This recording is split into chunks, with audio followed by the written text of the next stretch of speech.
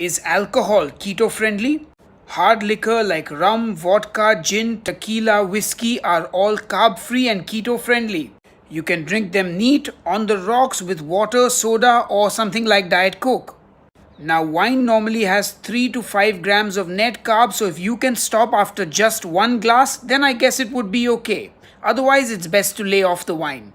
Normally, the drier wines have fewer carbs and the sweeter one more carbs. Also, beer is largely off the menu on the keto diet, but there are companies now making low carb beer as well.